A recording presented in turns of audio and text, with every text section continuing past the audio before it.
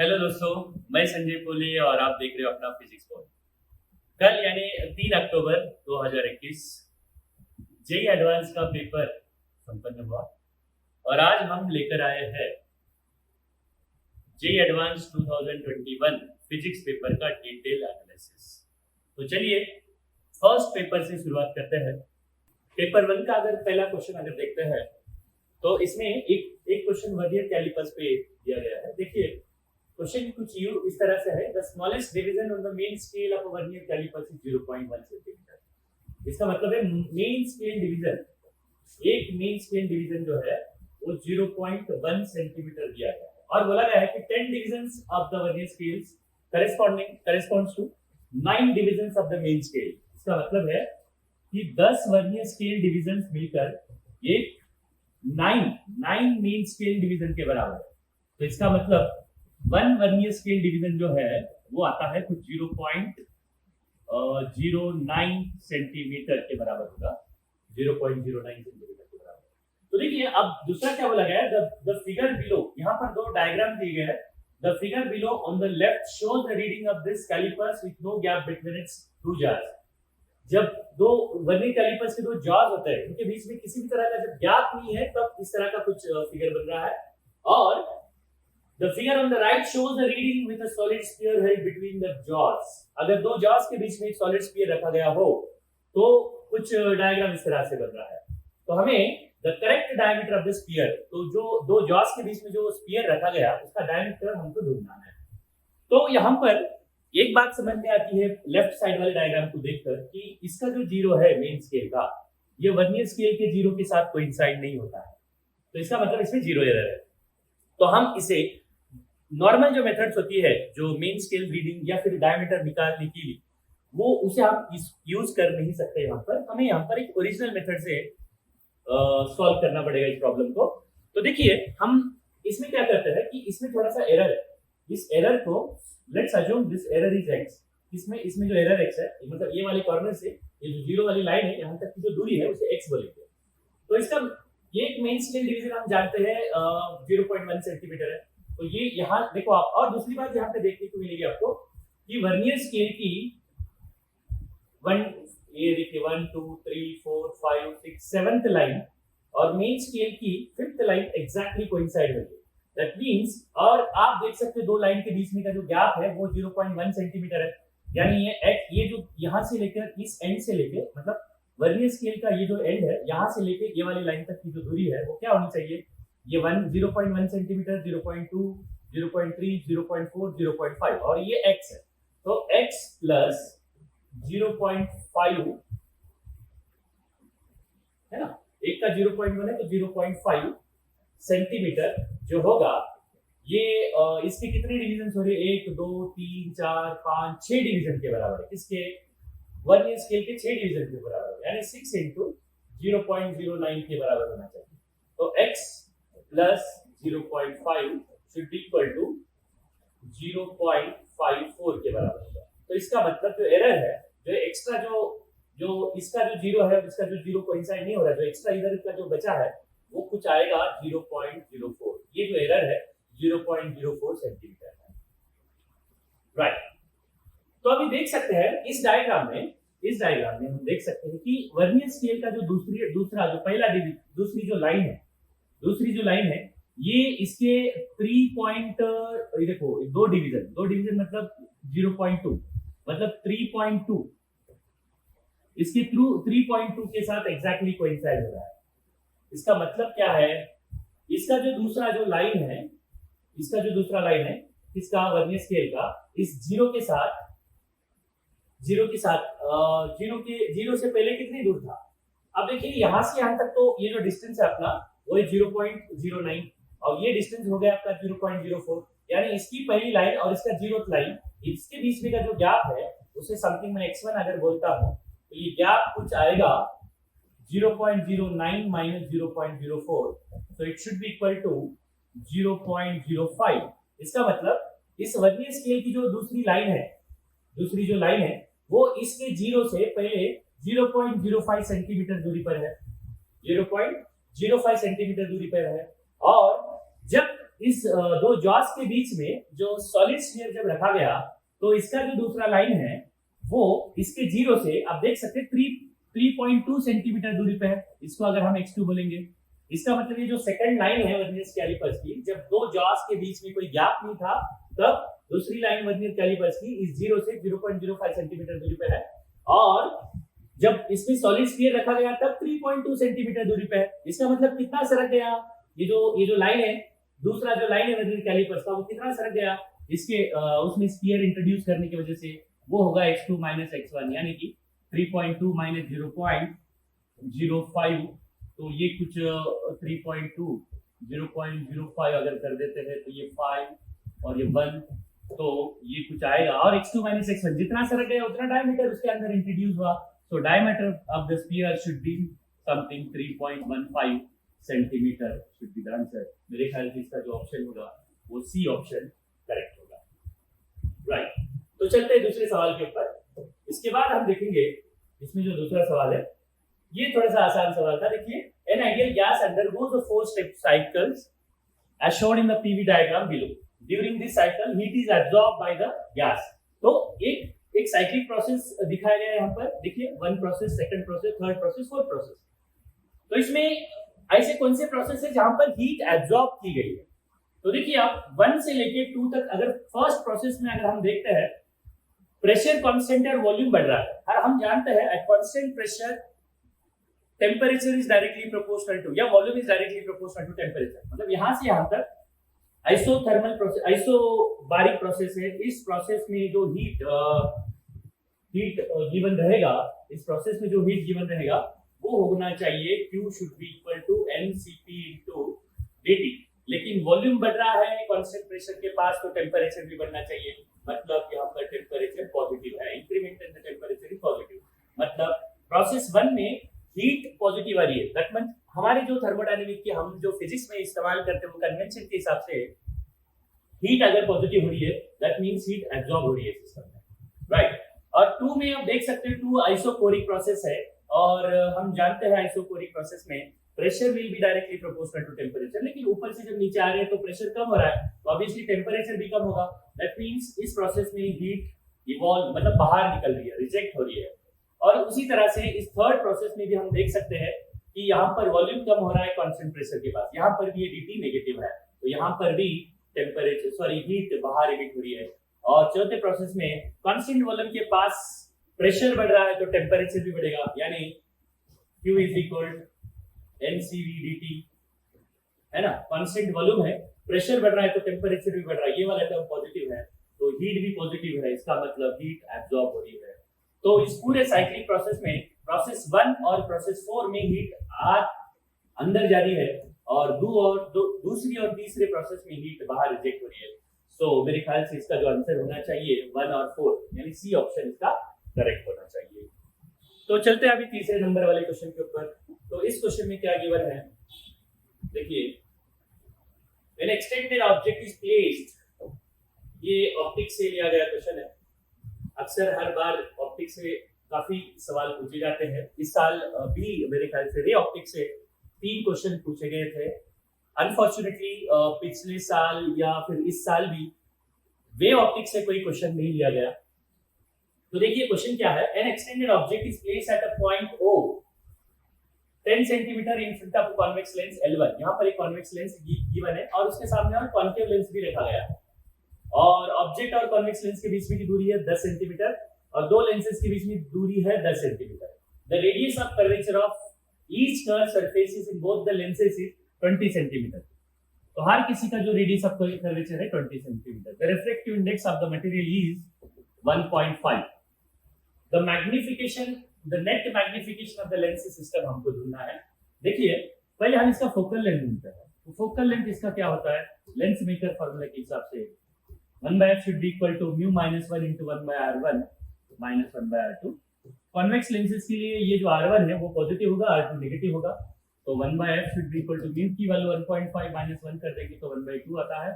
r1 की value 1/20 minus or minus plus 1/20, तो I think this will be 1/10। तो focal length of the system will be 20 centimetre. इस lens का जो focal length होगा convex का 20 सेंटीमीटर होगा। ठीक उसी तरह से अगर कॉन्केव लेंस का भी अगर हम करते हैं तो इट विल बी -20 सेंटीमीटर। हाँ, तो आप देख सकते हैं कि पहले वाले ऑब्जेक्ट की इमेज पहले वाले लेंस की वजह से कहां पर बनेगी। तो लेंस फार्मूला जो है हमारा thin lens formula 1/v - 1/u = 1/f। तो 1/v - 1/u, u तो नेगेटिव है -10 सेंटीमीटर, यानी ये +10 सेंटीमीटर होगा 1/10, और f की वैल्यू है 1/20। तो दिस विल बी समथिंग 1/20 - 1/10, तो 2/20, तो 1/20, that is -1/20. That means the image will form behind the lens -20 centimetre. यहाँ से 20 सेंटीमीटर के पास इमेज बनेगी, और इस ऑब्जेक्ट की हाइट अगर h0 बोलता हो, यहाँ पर जो भी इमेज बन रही है डबल दूरी पे बन रही है, तो उसकी जो साइज होगी वो भी डबल होगी, 2h0 मैग्निफिकेशन है ना।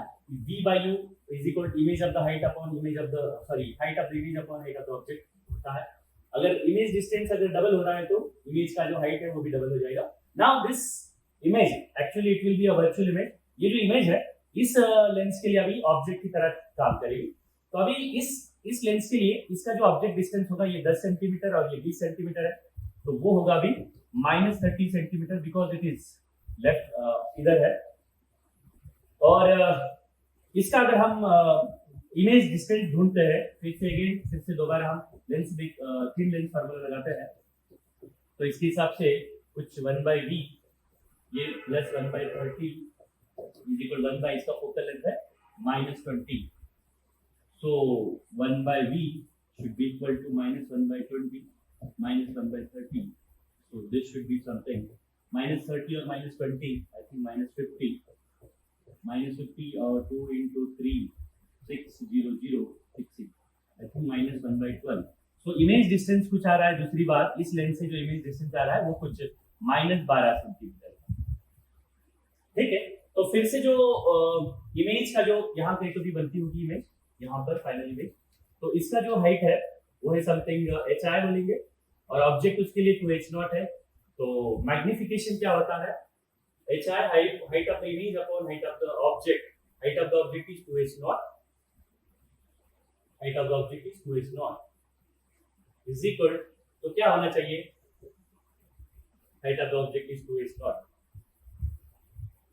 should be equal to v/u। v की वैल्यू है इसकी 12 सेंटीमीटर, 12, और u था कुछ 30, तो इसका जो मैग्निफिकेशन होगा फाइनल इमेज की हाइट hi और फाइनल इनिशियल ऑब्जेक्ट की हाइट h0, तो ये कुछ आएगा 15, 12/15 यानी समथिंग 4/5, यानी 0.8 will be the magnification. I think इसका जो ऑप्शन होना चाहिए वो है कुछ 0.8, राइट। तो इसी तरह से अभी तीसरे क्वेश्चन की तरफ बढ़ते हैं। तो तीसरा क्वेश्चन कुछ इस तरह से है, इसमें हेवी न्यूक्लियस जिसका नाम है Q of half life time 20 minutes, उसकी जो हाफ लाइफ है कुछ 20 मिनट है, undergoes alpha decay with probability of 60% and beta decay with probability of 40%। मतलब एक ही न्यूक्लियस दो तरह से डिसइंटीग्रेट हो रहा है विथ 60% प्रोबेबिलिटी, वो अल्फा में डीके हो रहा है। जैसे कि देखिए इधर ये है, ये कुछ 60% प्रोबेबिलिटी से वो अल्फा, अगर 100 अगर मान लेते हैं कि न्यूक्लियाइड्स अगर डीके होते हैं, तो उसमें से 60 न्यूक्लियाइड्स अल्फा में अल्फा डीके हो रहे और बाकी के 40 है वो बीटा डीके हो रहे। तो 60% अल्फा हो रहे हैं और 40% जो न्यूक्लियाइड्स है वो बीटा में कन्वर्ट हो रहे हैं। तो आप देख सकते हैं, तो initially the number of Q nuclide is 1000, शुरुआत में है, टोटल नंबर ऑफ न्यूक्लियाइड जो है 1000 है। The number of alpha decays of Q in the first 1 hour, तो एक घंटे के भीतर कितने अल्फा पार्टिकल डीके होंगे हमको देखना है।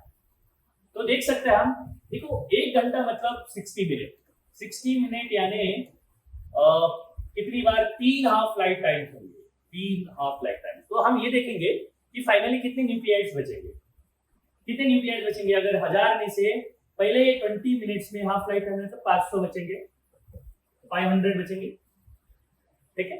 तो 500 बचेंगे, फिर दूसरे हाफ लाइफ टाइम में 250 बचेंगे, तीसरे हाफ लाइफ टाइम के बाद, मतलब यानी कि 1 घंटे के बाद ये जो कितने बचेंगे 125।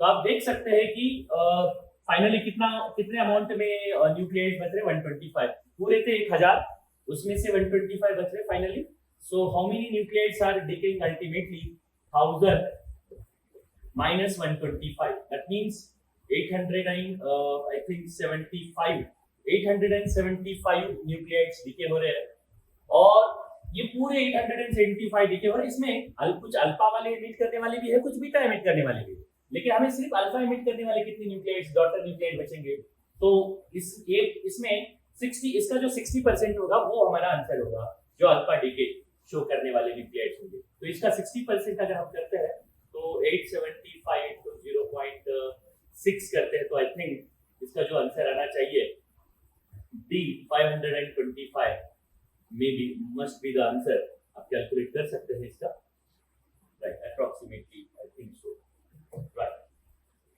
सो इसके बाद का जो क्वेश्चन है वो जरा देखने की कोशिश करते हैं तो वो है कुछ अभी सेक्शन 2 है इस पर इस सेक्शन में पहला जो क्वेश्चन था इसमें एक ही ऑप्शन करेक्ट था There are two questions corresponding to each question. See, the answer to each question is a numerical value. अच्छा numerical value वाले क्वेश्चन है आप देख सकते हैं इसमें जो पहला क्वेश्चन है वो कुछ इस तरह से है A projectile is thrown from a point O on the ground at an angle of 45 degrees. एक ऐसा प्रोजेक्टाइल फेंका गया 45 डिग्री से और इसकी जो स्पीड है वो भी कुछ मेरे ख्याल से 5√2 दिया है 5√2 The projectile at the highest point of its trajectory splits into two equal parts. यहाँ पर ये जो प्रोजेक्टाइल है इसकी जो वेलोसिटी होगी यहाँ पर वो होगी आप देख सकते हैं इधर वाला कंपोनेंट उसका 5 होगा क्योंकि 5√2 cos 45 that means 5 और वर्टिकल कंपोनेंट भी 5 होगा जब हाईएस्ट पॉइंट पे होगा तो इसका जो वेलोसिटी होगा वो 5 होगा इसका मास हम मान लेते हैं m है तो इसका जो लीनियर मोमेंटम होगा टॉप मोस्ट पॉइंट पे वो होगा 5 into m और इस तरह का क्वेश्चन काफी बार सभी लोगों ने क्लास में किया होगा यहाँ पर क्या हो रहा है टॉप मोस्ट पॉइंट पे जब ये अपना प्रोजेक्टाइल था तब one part falls vertically down to the ground इसका जो एक हिस्सा है ये दो पार्ट में ब्रेक हो रहा है इक्वल मासेस में और उसका जो एक पार्ट है जो पॉइंट यहां से यहां तक 0.5 सेकंड में ड्रॉप कर रहा है और the other part t second after the splitting falls to the ground at a distance x meter दूसरा जो पार्ट है इसका ये ऐसा ग्राउंड के ऊपर जा रहा है 10 मीटर और यहां से x दूरी पे जाकर गिर रहा है from the point O the acceleration due to gravity 10 लेना है तो हमें तो यहां से यहां तक इसको क्या बोला जा रहा है the other part t second after the splitting मतलब ये जो पार्ट है वो जो पहला जो हिस्सा है जो नीचे गिर रहा है इसको 0.5 सेकंड लग रहा है और दूसरा जो हिस्सा है इसको जमीन के ऊपर लैंड होने के लिए t सेकंड लग रहा है तो हमें ढूंढना है कि t सेकंड क्या होगा और ये जो दूसरा हिस्सा है जो है पॉइंट ऑफ प्रोजेक्शन से x दूरी पे जाकर गिर रहा है तो हमें x भी ढूंढना है दोनों चीजें इसमें ढूंढनी है तो एक ही क्वेश्चन में एक कॉन्सेप्ट के ऊपर दो क्वेश्चन बनाए यही एडवांटेज होता है ऐसे क्वेश्चन का कि आपको दो अलग अलग क्वेश्चन सॉल्व करने की आवश्यकता नहीं होती तो यहाँ पर सिंपल सा सवाल है कि कंजर्वेशन ऑफ लीनियर मोमेंटम लगना चाहिए तो यहाँ पर ब्रेक होने से पहले इसका मोमेंटम है m into 5 और दूसरा जो पार्ट है आधा मास वाला जो पार्ट है वो कुछ स्पीड से जा रहा होगा और बाकी का तो रेस्ट में आ रहा है तो जो आधा पार्ट जो है जो इधर आगे बढ़ रहा है उसका मास m/2 और उसकी वेलोसिटी अगर हम v मान लेते हैं तो उसकी जो वेलोसिटी होनी चाहिए वो 10 होनी चाहिए तो क्योंकि मोमेंटम कंजर्व करना है लेकिन एक बात है यहाँ पर कि ये जब यहाँ से इधर जब लैंड होता है ना इसका जो भी यहाँ पर स्प्लिटिंग हो रही है वो इंटरनल फोर्सेस के कारण हो रही है इसका जो सेंटर ऑफ मास की जो ट्रैजेक्टरी है ये अगर स्प्लिट नहीं होता तो किस तरह से होनी चाहिए थी ये स्प्लिटिंग होने के बावजूद भी सेंटर ऑफ मास के मोशन के ऊपर किसी भी तरह का कोई प्रभाव नहीं होना चाहिए क्योंकि एक्सटर्नल फोर्स की वजह से स्प्लिटिंग नहीं हो रही है इंटरनल फोर्सेस की वजह से स्प्लिटिंग हो रही है और एक लौता एक्सटर्नल फोर्स लग रहा है जो ग्रेविटी लग रही है और वो तो उसके वजह से जो सेंटर ऑफ मास की जो ट्रैजेक्टरी हो वो ओरिजिनली डिफाइंड पैराबोला ही होनी चाहिए और ये अगर स्प्लिट नहीं होता तो यहाँ पर लैंड होता तो अभी भी सेंटर ऑफ मास यहीं पर लैंड होना चाहिए और ये मास अगर m है तो दूसरा मास यहाँ पर और दूसरी बात ये है कि जब ये वाला पार्टिकल यहाँ पर होगा तो ये जो आगे जाने वाला पार्टिकल यहाँ होना चाहिए ताकि इनका सेंटर ऑफ मास यहाँ पर आ जाए तो जब ये यहाँ पर आ जाए तो इनका सेंटर ऑफ मास यहाँ पर आना चाहिए तो दूसरा वाला भी यहीं पे आना चाहिए इसका मतलब है ये पहला वाला पार्टिकल यहाँ से गिरने में कितना समय लेगा ये वाला पार्टिकल भी उतने ही समय में लैंड करना चाहिए तभी इन दोनों सिस्टम का ये दो फ्रैगमेंट्स का जो सेंटर ऑफ मास है उसी समय पे लैंड करेगा और जहां पर ये कंबाइंड सिस्टम जहां पर लॉन्च हो सकता था अगर स्प्लिटिंग ना होती तो सेंटर ऑफ मास भी वहीं पे होना चाहिए। तो इसका मतलब ये इसे यहाँ से आंसर करने में अगर पॉइंट कितना बोला गया है 5 सेकंड लग रहा है तो इसको भी यहाँ पे जाने में 0.5 सेकंड लगेगा। तो पहले वाले का जो आंसर होगा वो होगा 0.5 सेकंड। और दूसरी बात ये x आप देख सकते हो ये सेंटर ऑफ मास है और ये मास m है, ये डिस्टेंस आप देख सकते हो ये r/2 है। तो हम जानते हैं सेंटर ऑफ मास के अबाउट में m1 x1 की वैल्यू m2 x2 के बराबर होनी चाहिए। ये मास और ये मास सेम है, यदि ये डिस्टेंस r/2 है तो ये भी r/2 ही होना चाहिए। तो ये पूरा r है और ये r/2 है, यानी ये जो डिस्टेंस होना चाहिए x ये होना चाहिए कुछ 3r/2 के बराबर। और यहाँ पर रेंज जो होगी वो होगी u² sin 2 theta by g. sin 2 theta की वैल्यू तो 1 होगी, u² बाई जी, u की वैल्यू है कुछ 5√2 यानी ये 25 इंटू 2/10 यानी ये होगा अपना कुछ 50/2 यानी 5 मीटर होगा। इसका मतलब इसकी रेंज 5 मीटर है और ये 5 का आधा है मतलब 2.5 होगा। तो ये मेरे ख्याल से 5 + 2.5 यानी 7.5 मीटर कुछ इसका आंसर होना चाहिए 5th और 6th क्वेश्चन का। तो इस तरह से पहला क्वेश्चन हो गया इसका 5th और 6th मतलब इसमें। अभी दूसरा क्वेश्चन अगर देखते हैं हम यहाँ पर तो ये क्वेश्चन कुछ आरसी सर्किट से लिया गया है ऐसा लगता है। तो इस क्वेश्चन में अगर हम देखते हैं कि एक इधर एक आरसी सर्किट गिवन है, in the circuit shown below the switch S is connected to position P for long time so that the charge on the capacitor becomes Q1। मतलब इसको अगर इसके साथ कनेक्ट करते हैं काफी देर तक यानी कैपेसिटर जो है स्टेडी स्टेट में होगा तब इसके ऊपर का जो चार्ज है वो है समथिंग Q1। और बाद में बोला गया है कि then switch S to position Q, इस स्विच को इसके साथ फिर कनेक्ट किया गया, फिर ये बैटरी ऑफ हो जाएगी। आफ्टर लॉन्ग टर्म फिर से स्टेडी स्टेट आने के बाद इसके ऊपर का जो चार्ज है वो है Q2। तो हमको Q1 Q2 की शायद वैल्यू ढूंढनी है इसमें, देखते हैं। तो Q1 क्या होना चाहिए अगर मान लीजिएगा इस स्विच S को अगर P के साथ कनेक्टेड रखते हैं काफी देर तक तो क्या होना चाहिए, ये तो किसी काम का नहीं है। और फुल स्टेडी स्टेट आने के बाद क्या होता है इसमें से जो करंट है सिर्फ इसी में से जाएगा और कैपेसिटर वाले ब्रांच में से इस ब्रांच में से कोई करंट नहीं जाएगा जब स्टेडी स्टेट होगा। तो आप देख सकते हैं दोनों रेजिस्टर सीरीज में हो जाएंगे और ये दोनों बैटरी भी सीरीज में होंगे, रॉन्गली कनेक्टेड है। तो यहाँ पर इस रेजिस्टर से गुजरने वाला जो करंट होगा 2 और 1 रॉन्गली कनेक्टेड इसलिए 1 वोल्ट होगा और ये दोनों सीरीज में है तो इसमें से जो गुजरने वाला जो करंट है वो कुछ 1/3 एम्पियर होना चाहिए। हम मान लेते हैं रेफरेंस के लिए यहाँ का पोटेंशियल 0, तो यहाँ का पोटेंशियल कुछ होना चाहिए 2 वोल्ट और इसमें जो वोल्टेज ड्रॉप होगा I into R यानी 2/3 इसमें ड्रॉप होगा। तो ये वाले पॉइंट का जो पोटेंशियल होगा मान लेते हैं x हमको नहीं पता, फॉर एग्जांपल x की जो वैल्यू होगी वो क्या होनी चाहिए और 2 में से यहाँ पर पोटेंशियल 2 है और इसमें ड्रॉप हो रहा है 2 into 1/3 यानी 2/3 यहाँ पर ड्रॉप होता है। तो x के पास जो पोटेंशियल बचेगा 6 - 2 यानी 4/3 पोटेंशियल बचेगा यहाँ पर। और ये यहाँ पर पोटेंशियल 0 है तो ये भी 0 ही होगा पोटेंशियल, सो दैट इसके अक्रॉस में स्टेडी स्टेट में जो चार्ज होगा वो Q1 और वो होना चाहिए potential difference into capacitance. Potential difference है 4/3 और इसका कैपेसिटेंस है 1 माइक्रोफैरड। तो 4/3 की वैल्यू कुछ आती है 1 और अगेन मेरे ख्याल से 3 1.33 अगर 2 डेसिमल तक अगर हम बात करते हैं तो it should be something micro coulomb. 1.33 micro coulomb इसका आंसर होना चाहिए फर्स्ट का। 1.33 माइक्रो कूलम। अब बात करते हैं दूसरे क्वेश्चन की। इसका जो दूसरा क्वेश्चन है इसमें सेकंड क्वेश्चन क्या बोला गया है कि अगर इस स्विच को अगर हम इस ट्यूब के साथ कनेक्ट कर देते हैं तो ये वाली बैटरी तो आउट ऑफ द सर्किट चली जाएगी, ओपन हो जाएगी। तो फिर फाइनली अगेन स्टेडी स्टेट आ जाएगा तो इसमें फिर से क्या चार्ज होगा, वो चार्ज को Q2 बोला गया है। तो देखिए फिर से स्टेडी स्टेट जब आ जाता है इसमें तो इसी में से करंट फ्लो होगा और इसमें से एक ही बैटरी है और ये दोनों इसमें जब करंट नहीं पास होगा स्टेडी स्टेट में तो ये दोनों रेजिस्टर सीरीज में हो जाएंगे, उसका इक्विवेलेंट रेजिस्टेंस 1 + 2 यानी 3 हो जाएगा, यानी करंट जो होगा वो समथिंग 2/3 होगा। और आप देख सकते हैं हम इसमें जो ड्रॉप होगा ये दोनों पार्ट पैरेलल है, कैपेसिटर और ये रेजिस्टेंस पैरेलल है। इसमें जो पोटेंशियल ड्रॉप होगा इसमें भी वही पोटेंशियल ड्रॉप होगा, इसमें जो पोटेंशियल ड्रॉप होगा ये 2 पॉइंट के बीच में इसका करंट इनटू रेजिस्टेंस 1 एम्पीयर है, करंट है 2/3 यानी पोटेंशियल डिफरेंस जो होगा इसके अप्रॉक्स में वो कुछ 2/3 होगा। तो इस कैपेसिटर के अक्रॉस में भी 2/3 होगा, तो इसके अक्रॉस में जो चार्ज होना चाहिए that should be something 2/3 into capacitor 1 microfarad. So this should be equal to 2/3. That means 0.6, again 66 microcoulomb. If we take up to 2 decimals, the answer should be 0.66. यानी इसका जो आंसर होगा something 0.66 microcoulomb. Right? इसका जो answer शायद होगा 1.33 microcoulomb. देखिए next question ये है, इलेक्ट्रोस्टैट से लिया गया है क्वेश्चन। यहाँ पर एक XY प्लेन है और ओरिजिन के पास माइनस क्यू अमाउंट का भी चार्ज रखा गया है और एक दूसरा चार्ज की जो कोऑर्डिनेट्स है 2,0, एक दूसरा चार्ज यहाँ पे रखा गया है जिसकी कोऑर्डिनेट 2,0, यानी ये वाला जो डिस्टेंस होगा वो 2 होगा।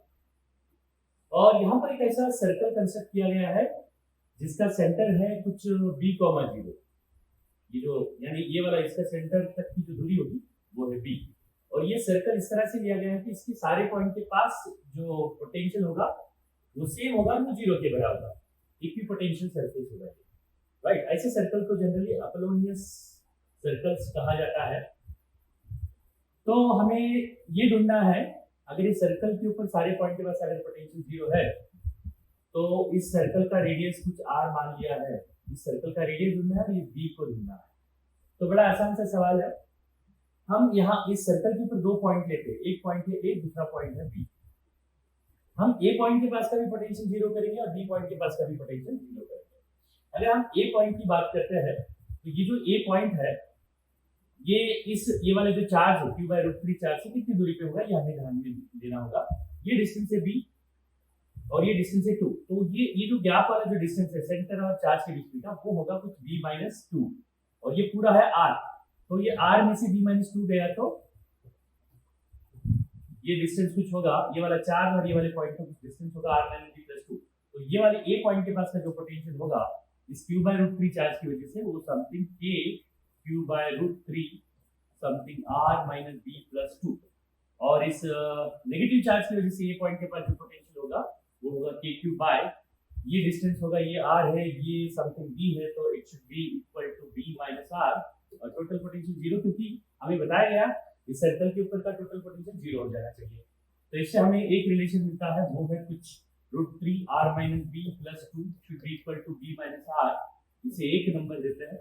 सिमिलरली अगर B पॉइंट को हम लेते हैं तो B पॉइंट के पास का भी पोटेंशियल 0 होना चाहिए, यही दो चार्जेस की वजह से। तो ये डिस्टेंस हमें पता था B-2 और ये है R, तो ये कुल मिला के जो डिस्टेंस होगा इस q/√3 चार्ज से इसका जो पोटेंशियल अगर होगा तो वो KQ/√3, ये जो डिस्टेंस है B-R, ये वाला जो डिस्टेंस है B-2 प्लस R, और उसी तरह से नेगेटिव चार्ज की वजह से जो पोटेंशियल होगा यहाँ पर ये डिस्टेंस तो है, हमें B पता है और ये R है, तो that should be equal to KQ by B plus R, है ना, this time this should be 0.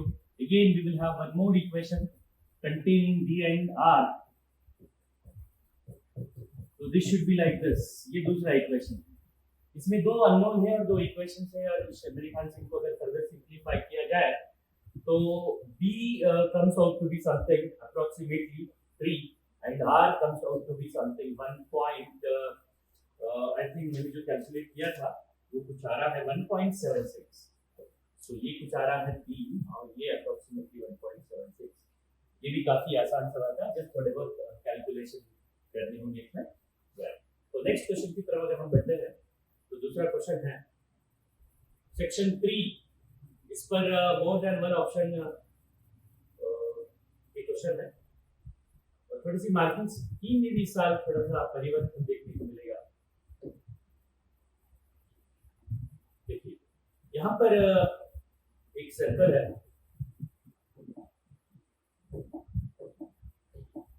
Circle और यहाँ का हमें कुछ बोला गया है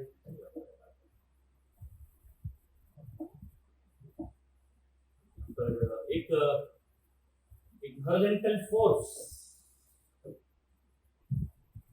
force is applied at the center of mass of the cylinder। यहाँ पर एक horizontal force लगाया गया है जिसका मास है cylindrical object and radius r, perpendicular to axis as shown in figure. तो कोएफिशिएंट यहाँ का जो फ्रिक्शन कोएफिशिएंट है वो समथिंग न्यू है।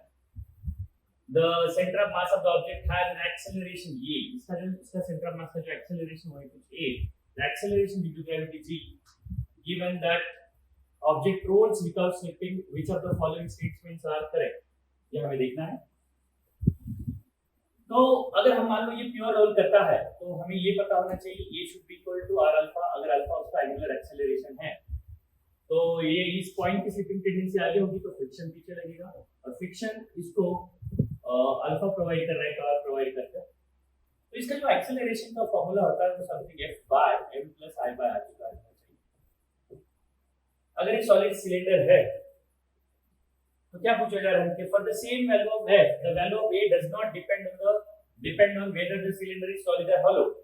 लेकिन यहां से क्या देखने को मिल रहा है, जो एक्सेलरेशन है इसका वो मोमेंट ऑफ इनर्शिया पे डिपेंड कर रहा है, और मोमेंट ऑफ इनर्शिया जो है सॉलिड सिलेंडर के लिए अलग होता है और हॉलो सिलेंडर के लिए अलग होता है। इसका मतलब है कि ये जो है गिवन ऑब्जेक्ट कौन सा है उसका मोमेंट ऑफ इनर्शिया क्या है उस पर डिपेंड होना चाहिए।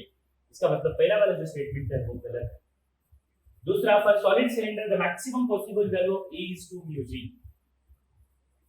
अच्छा एक बात बताओ, यहाँ पे अगर प्योर रोल कर रहा है और f की सबसे बड़ी वैल्यू होगी लिमिटिंग वैल्यू, तो सबसे बड़ी वैल्यू अगर देखता हूं उसकी तो म्यू m g आएगी, और टॉर्क अगर देखता हूं इस फ्रिक्शन का तो ये इनटू r करना पड़ेगा।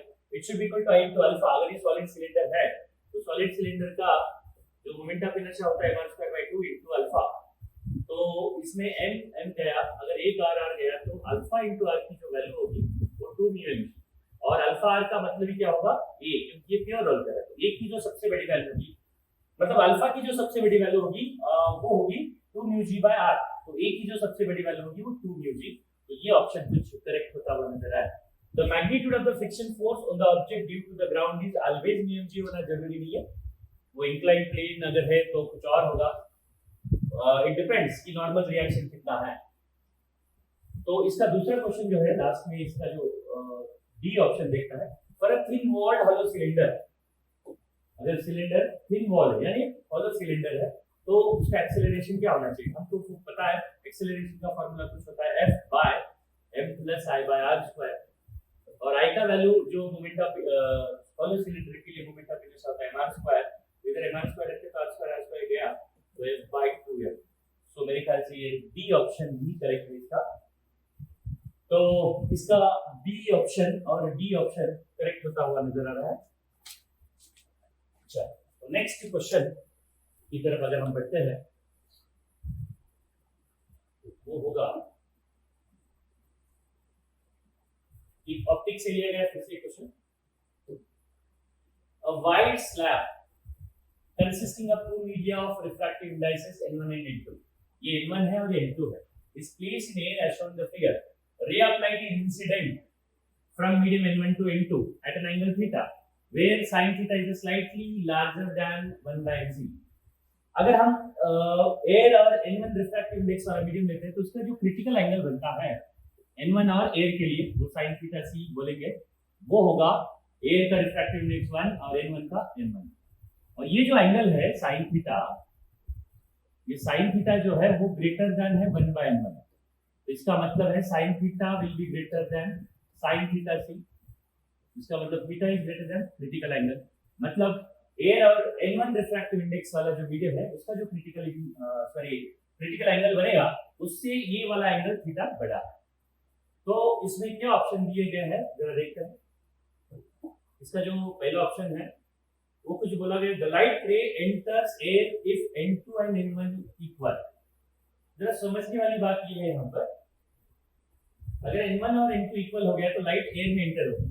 तो जरा सोचिए अगर n1 और n2 इक्वल हो गया तो ये रे अंधेरी चीज पर जाएगा, और ये जो एंगल जो है थीटा हमने देखा था कि स्लाइटली थोड़ा सा क्रिटिकल एंगल से बड़ा है। n1 और n2 एक ही है, n1 रिफ्रैक्टिव इंडेक्स वाले मीडियम के क्रिटिकल एंगल से n1 रिफ्रैक्टिव इंडेक्स और एयर इस पेयर का जो भी क्रिटिकल एंगल बनेगा उससे थोड़ा सा ज्यादा है, और ये दोनों इक्वल है। तो इसका मतलब ये जो एंगल है यहाँ पर लाइट डेंसर से डेंसर नहीं जा रही है, और ये जो एंगल है क्रिटिकल एंगल से बड़ा है। तो इसका मतलब एक ही इधर टोटल इंटरनल रिफ्लेक्शन होगा, लाइट इस एयर मीडियम में नहीं पास होगी। तो पहला जो ऑप्शन है उसमें ये कहा गया हमको कि लाइट अगर n1 और n2 इक्वल होगी तो लाइट एयर में पास होगी जो कि गलत कॉन्सेप्ट है, गलत ऑप्शन है। तो दूसरा इसमें ऑप्शन पूछा गया कि द लाइट रे is finally reflected back into the medium of refractive index n1 if n2 is less than n1। अभी क्या बोला जा रहा है कि n2 जो है हमारा, वो n2 जो हमारा छोटा है इससे n1 से, तो लाइट वापस आएगी क्या, ये हमें चेक करना है। जरा देखते हैं, n2 is less than n1। देखो, तो इधर मान लेते हैं लाइट, यहाँ पर लाइट डेंसर से रेयर में जा रही है, तो लाइट सीधा जाने के बजाय अवे फ्रॉम द बेंड होगी। इस वाले एंगल को r बोलेंगे, तो ये भी एंगल r होगा। एंगल तो बढ़ रहा है, लेकिन हमें ये नहीं पता कि r एंगल n2 और एयर का जो क्रिटिकल n2 मीडियम और एयर का जो इंटरफेस है उसका जो क्रिटिकल एंगल है उससे बड़ा है कि छोटा है, ये हमको नहीं पता। अगर ये r अगर बड़ा है n2 और एयर के क्रिटिकल एंगल से, तो ये फिर से TR होगा और वापस इसी मीडियम में आएगी। Let's check. तो यहाँ पर अगर स्नेल्स लॉ लगाया जाता है तो क्या होगा, sin theta by sin r की जो वैल्यू होगी वो कुछ होनी चाहिए n2 बाय n1। तो इसमें से sin r की जो वैल्यू होनी चाहिए वो होनी चाहिए n1 bye n2 into sin theta. और हमको पता है कि sin theta is greater than 1 by n1। That means sin r should be greater than क्योंकि यहाँ ये जो वैल्यू है should be greater than n1 by n2, क्योंकि sin थीटा की वैल्यू 1 by n1 से बड़ी है, तो sin r should be greater than this, so that means sin r should be greater than 1 by n2, और 1 by n2 is the critical angle। ये दूसरा जो मीडियम है n2 और a मीडियम का जो क्रिटिकल एंगल होगा वो sin थीटा c डैश अगर मैं बोलता हूँ, it should be equal to 1 by n2। तो sin r जो है 1 by n2 से बड़ा है, यानी r is greater than critical angle for n2 and air medium interface का जो क्रिटिकल एंगल है उससे बड़ा है। मतलब यहाँ पर ये जो लाइट है वो TR होगी, फिर से ये वापस n1 रिफ्रैक्टिव इंडेक्स वाले मीडियम में आएगी। इसका मतलब दूसरा ऑप्शन करेक्ट है। अभी हम चेक करते हैं तीसरा जो ऑप्शन है इसमें जो गिवन है वो है द लाइट रे is finally reflected back into the medium if refractive index n1 if n2 is greater than n1। फिर से वापस लाइट n1 में ही आएगी यदि अगर आपका n2 बड़ा है n1 से। ये भी चेक किया जाए, यहाँ पर n2 is greater than n1, तो यहाँ पर ये लाइट क्या हो रही है, अभी टुवर्ड द नॉर्मल जाएगी इधर, और यहाँ का जो एंगल है वो r बोलेंगे। यार यहाँ पे हमें ये प्रूव करना है कि यहाँ पर लाइट r से मतलब n2 से एयर में जा रही है और इंसिडेंट एंगल r है। अगर r की वैल्यू, फिर से इस r की वैल्यू n2 और एयर का जो क्रिटिकल एंगल है थीटा c डैश इससे बड़ी अगर हो जाता है तो फिर से वापस इधर TR होगा और इसमें गिवन जाएगा। Let's check first.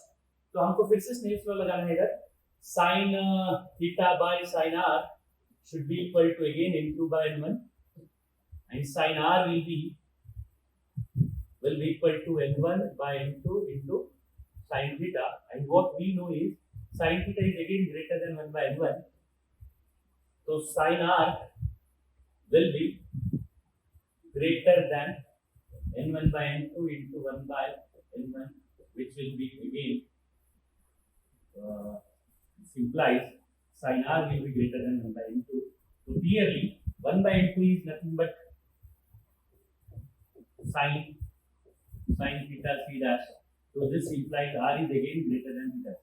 मतलब यहाँ का जो इंसिडेंट एंगल है जब लाइट n2 से एयर में जा रही होगी तो ये n2 मीडियम और एयर इंटरफेस का जो इंसिडेंट एंगल है r वो इस मीडियम का क्रिटिकल एंगल से ज्यादा है। तो फिर से यहाँ पे किया होगी लाइट फिर से रिट्रेस करिए अपनी बात को और मेरे ख्याल से n1 मीडियम में वापस आ जाएगी। तो इसका दूसरा और तीसरा ऑप्शन करेक्ट होता हुआ नजर आ रहा है, पहला वाला गलत है। और लास्ट वाला जो ऑप्शन है वो क्या है चेक करते हैं। The light ray is refracted back into the medium of refractive index n1 if n2 is 1।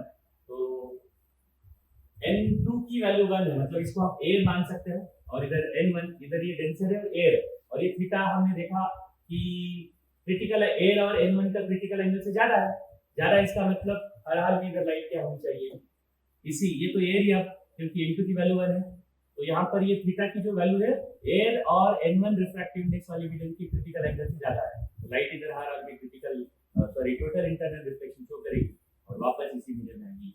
इसका मतलब इसका जो चौथा ऑप्शन है वो भी करेक्ट है। तो इसके कुल मिला के इसके इस क्वेश्चन में option B, option C and option D are correct होते हुए नजर आ रहे हैं. Right. So let's go for 13 question.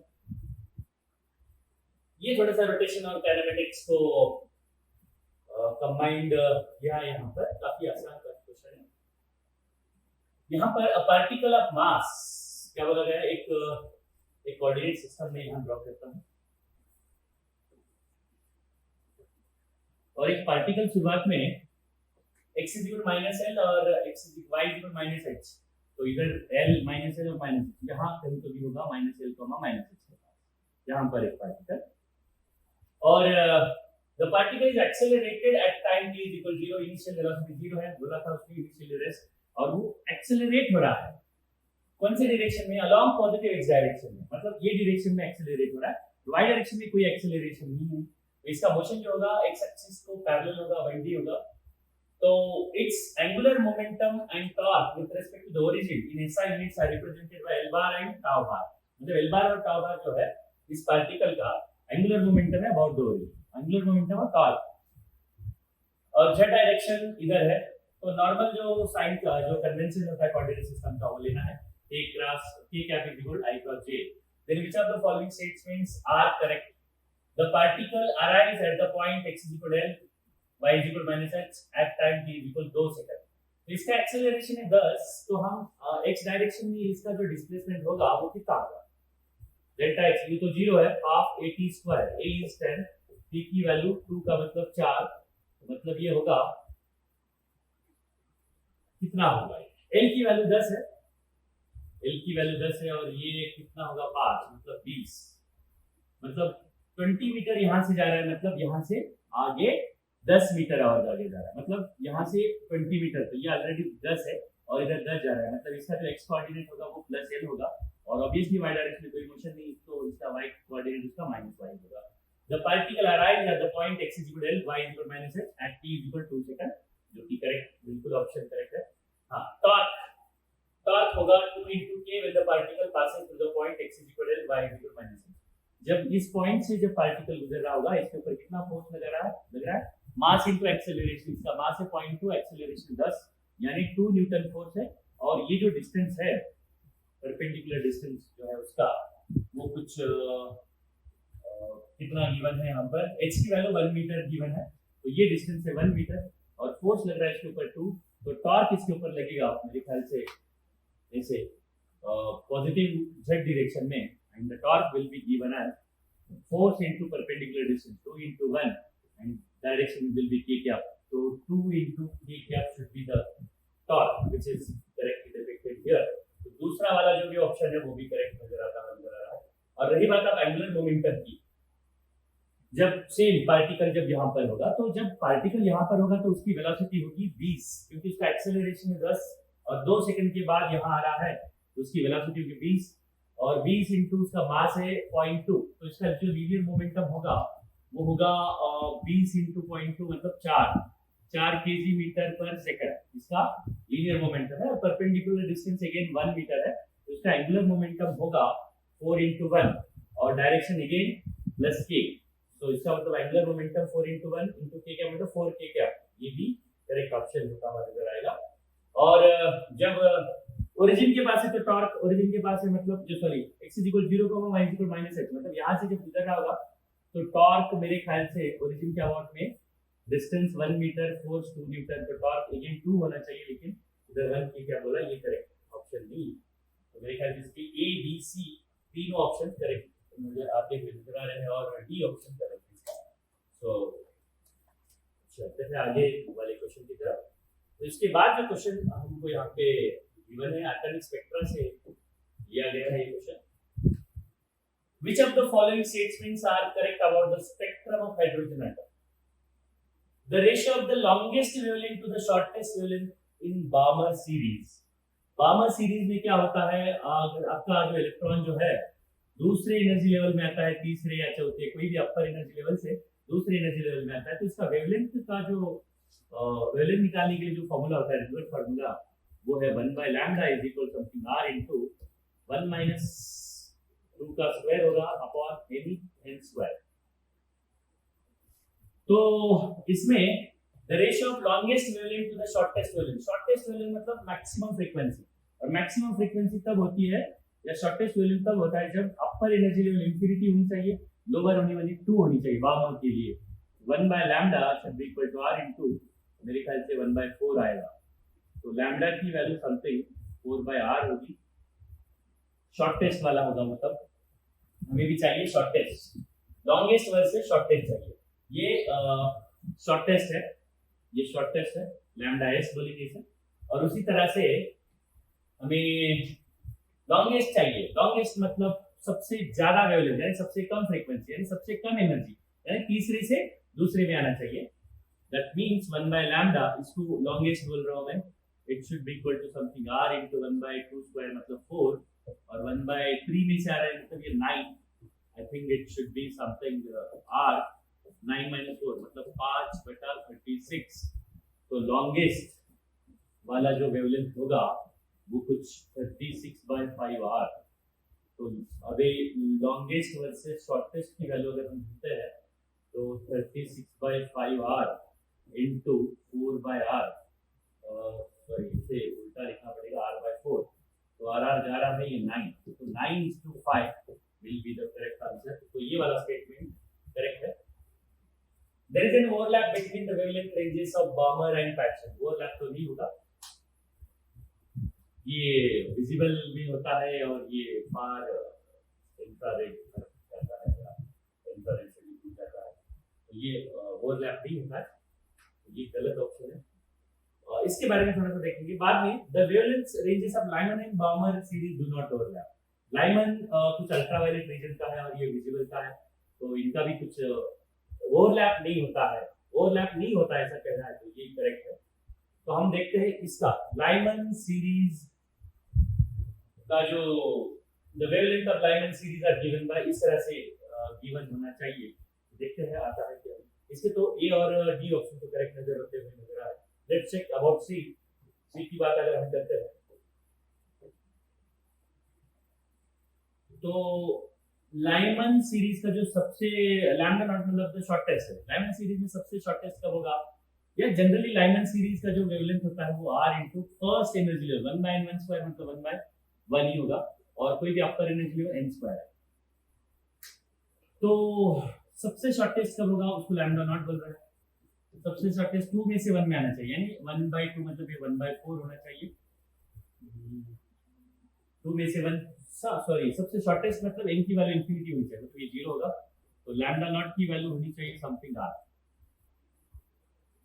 और जनरली लैम्डा की वैल्यू जो होगी वो है कुछ r के बदले हम लैम्डा नॉट लिखेंगे, sorry 1 by lambda naught he 1 by lambda naught, तो लैम्डा नॉट की वैल्यू 1 by r है, तो r की जगह पर हम लिख सकते हैं 1 by लैम्डा नॉट, और ये भी 1 by लैम्डा है, और इसे हम 1 minus n स्क्वायर लिख रहे हैं, तो I think lambda is equal something lambda naught by ये नीचे कुछ आ जाता है 1 minus n स्क्वायर, तो कोई तालमेल तो नजर नहीं आ रहा है इस चीज के हिसाब, लेकिन एक बात जरूर हो सकती है, अगर n अगर बहुत बड़ा है आपका तो 1 by n स्क्वायर बहुत छोटा होगा, in that case you can apply binomial approximation, इसे ऊपर लेके जाएंगे तो -1 आएगा पावर में, फिर बाइनोमियल अप्रोक्सीमेशन लगाते हैं तो ऐसा कुछ आना चाहिए, लेकिन it is only for those energy levels which are very high, है ना, तो उस केस के लिए ये वाला ऑप्शन नजर आता हुआ नजर आ रहा है, लेकिन लेट्स चेक कि इसका आंसर की में क्या आता है, लेकिन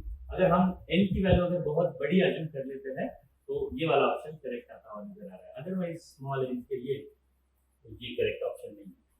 तो कुल मिला के इसके जो ऑप्शन है ये करेक्ट है, और सी करेक्ट आता हुआ नजर आ रहा है, और डी भी करेक्ट है, डी करेक्ट ऑप्शन है, राइट। सो नेक्स्ट क्वेश्चन की तरफ अगर बढ़ते हैं तो 15 क्वेश्चन है,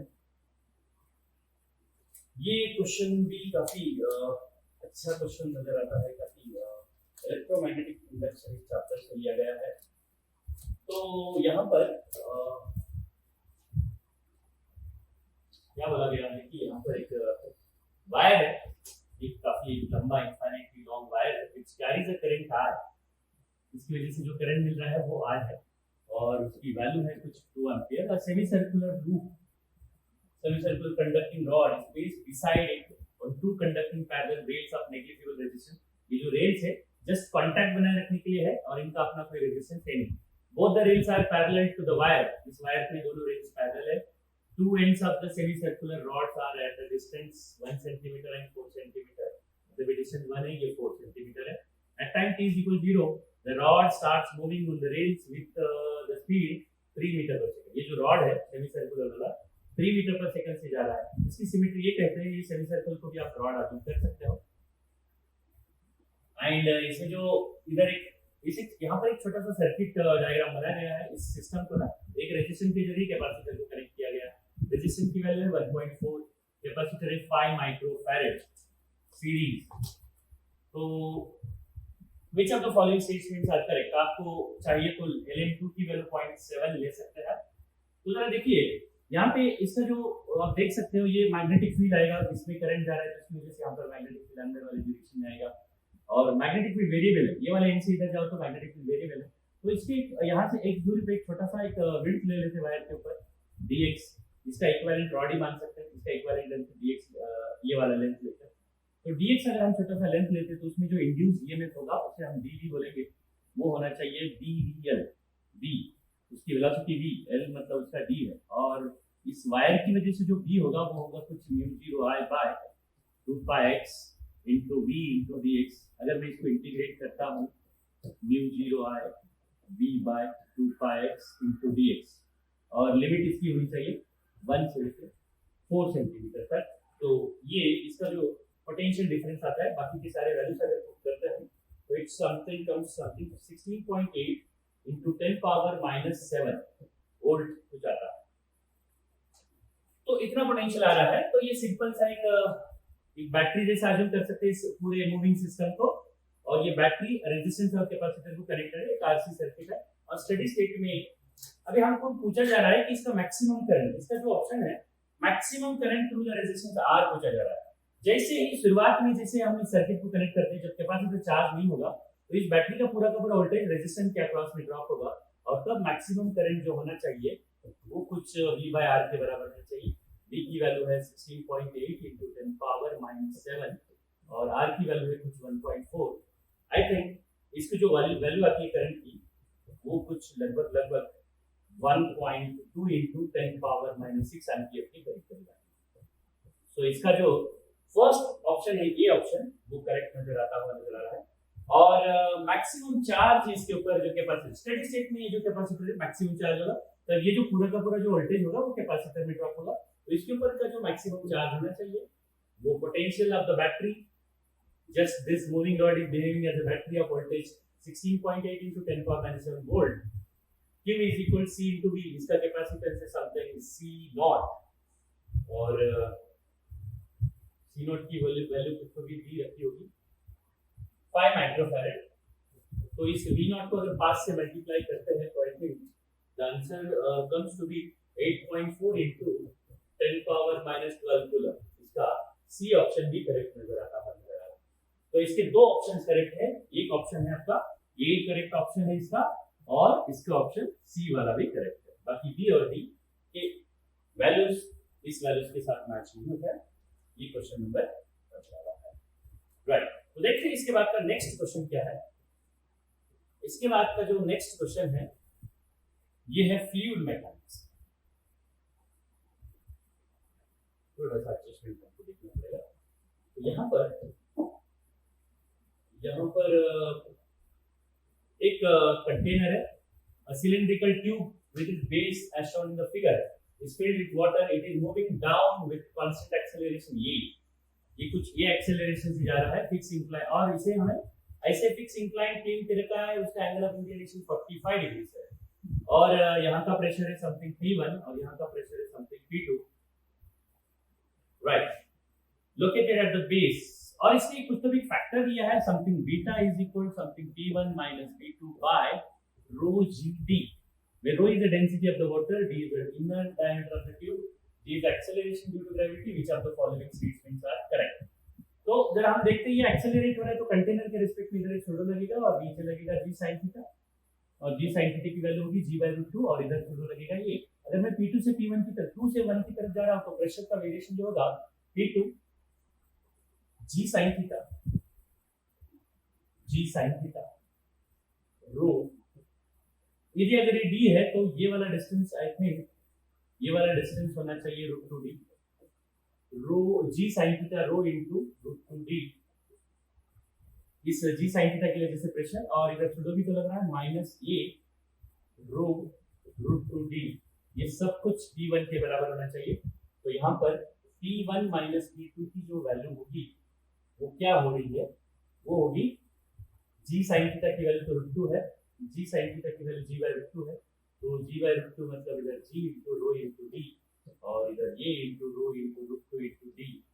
तो इसमें से अगर जी P1 माइनस P2 जैसे बीटा हमको चाहिए, तो इसमें से अगर जी रो डी को अगर मैं कॉमन निकालता हूँ तो इसके नीचे अगर डालते हैं तो रो जी डी कॉमन है, इधर बचेगा 1 और इधर बचेगा ए bye ji into root to,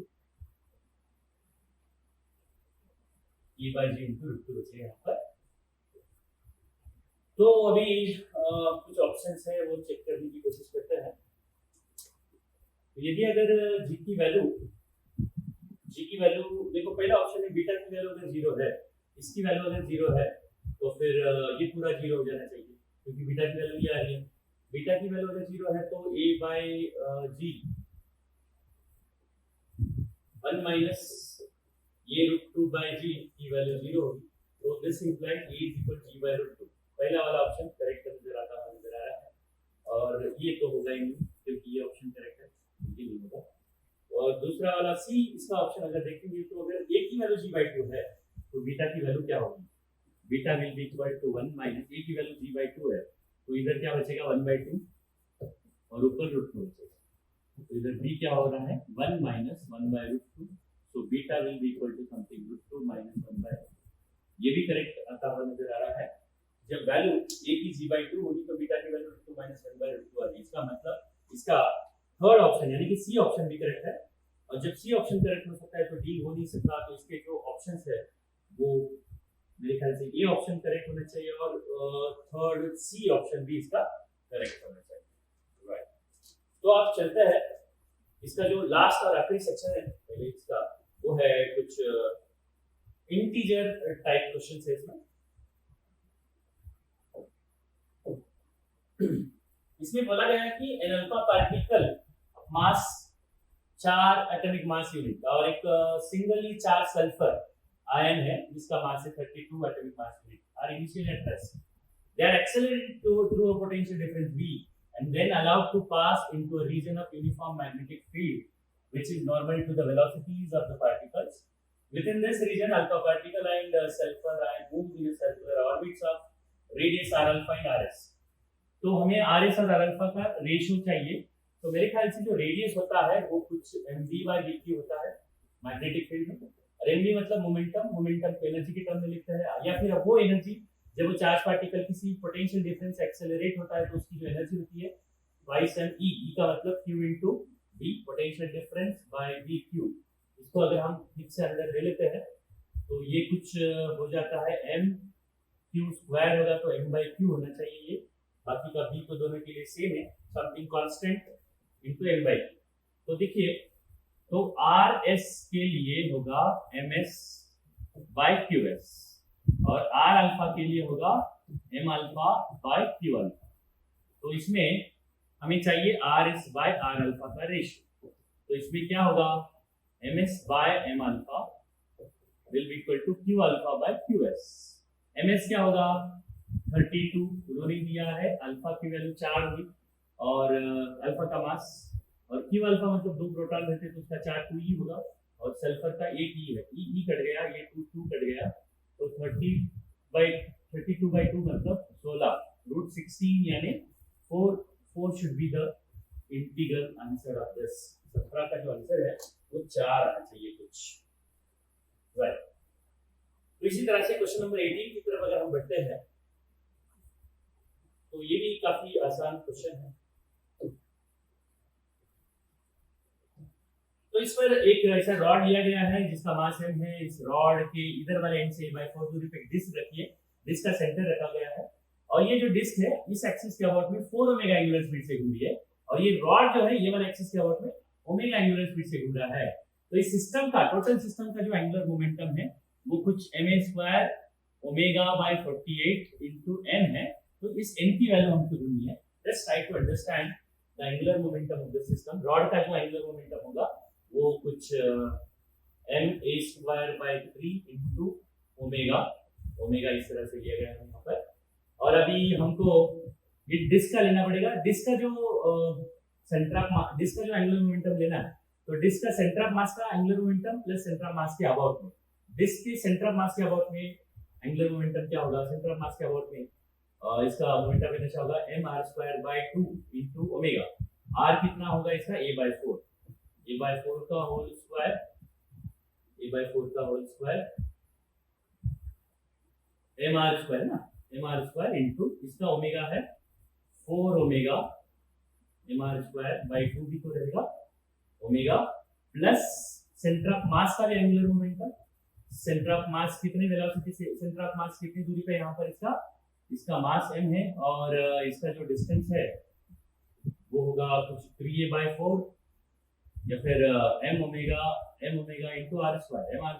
r कितना होगा इसका सेंटर ऑफ मास का 3a/4 का होल स्क्वायर, 3a/4 का होल स्क्वायर होगा इनटू ओमेगा।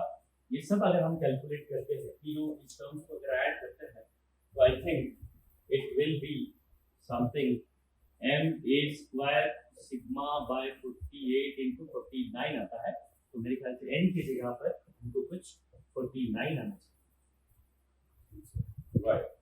तो ये तीनों टर्म्स को अगर ऐड करते हैं, इसके बाद आखिरी में एक सवाल है इस पेपर का, वो है कुछ थर्मोडायनामिक्स से लिया गया है। इसमें a small object is placed, देखिए ये न्यूटन्स लॉ ऑफ कूलिंग नहीं लगा सकते क्योंकि टेम्परेचर डिफरेंस सराउंडिंग का और ऑब्जेक्ट का काफी कम नहीं है। तो देखिए small object is placed at the centre of the large evacuated hollow spherical container. बहुत बड़ा स्फेरिकल कंटेनर, छोटा सा ऑब्जेक्ट होता है और सराउंडिंग का temperature 0 kelvin. At T is equal 0, the temperature of the object, इसका शुरुआत वाला जो टेम्परेचर है वो है कुछ 200 kelvin. The temperature of the object becomes 100 kelvin. इस ऑब्जेक्ट ये एमिट करेगा तो इसका टेम्परेचर ड्रॉप होता जाएगा और समथिंग T1 समय के बाद इसका जो टेम्परेचर हो रहा है वो कुछ 100 केल्विन हो रहा है और समथिंग T2 टाइम के बाद इसका जो टेम्परेचर हो रहा है लगातार एमिट कर रहा है तो 50 केल्विन। तो हमको ढूंढना है T1 और T2 का रेशियो और बॉडी को perfectly ideal black body achieve करना है।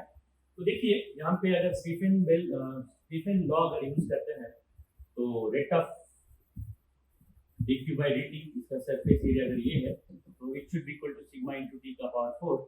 dq को हम लिख सकते हैं ms इनटू डेल्टा का ms dt बाय इधर नीचे भी dt है इनटू k है सिग्मा इनटू t का पावर 4 है। कुल मिला के तो dt/t का power 4 should be equal to dt। अगर इसको इंटीग्रेट करते हैं तो हमको इसका जो इंटीग्रेशन होगा वो कुछ -t का पावर -3 यानी -3 और इधर नीचे -3 आएगा और इधर t आएगा। अगर t की वैल्यू अगर 0 से t1 है और इसका टेम्परेचर अगर इनिशियल टेम्परेचर कितना है 200 और T1 समय के वाला 100 है तो यहाँ पर T के बदले अपर लिमिट 100 और लोअर लिमिट 200 डालेंगे तो इसमें T1 वैल्यू आएगी, एक T1 की वैल्यू आएगी। सिमिलरली अगर लिमिट हम बदलते हैं T पावर -3 वही है, नीचे भी 3 है और लिमिट अगर मैं बदलता हूँ इसका 200 से लेके 50 तो इसके लिए जो टाइम आता है वो 0 से लेके T2, तो इससे T2 आएगा इससे T1 आएगा और इस T1 और T2 की वैल्यू अगर हम कैलकुलेट करते हैं तो आई थिंक ये कुछ आता है समथिंग 9। ये जो रेशियो आता है दो टाइम का T2/T1 का ये जो रेशियो आता है वो समथिंग 9 आता है। तो इस तरह से पहला जो पेपर है हमने डिटेलली एनालिसिस करने की कोशिश की। काफी आसान था पेपर, कंसेप्चुअली था, काफी लेंथी कैलकुलेशन थोड़े से कम थे जैसे कि पिछले साल के पेपर में थे। तो mostly finally the paper was moderately easy था। एक दो तीन सवाल अगर छोड़ देते हैं तो मेरे ख्याल से maximum part of the paper was काफी आसान था मेरे लिए। जैसे भी ढंग से जिसने भी प्रिपरेशन की होगी जेई के लिए तो उसके लिए भी काफी आसान रहना चाहिए। Thank you. और अभी मिलते हैं दूसरे पेपर के डिटेल एनालिसिस में थोड़ी देर। Thank you. बालाजी ए करो।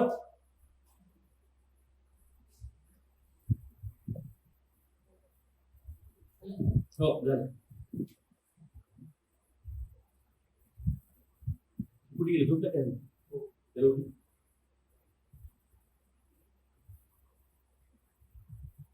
40 मिनिटं अगोदर किती होती आता दुसरा व्हिडिओ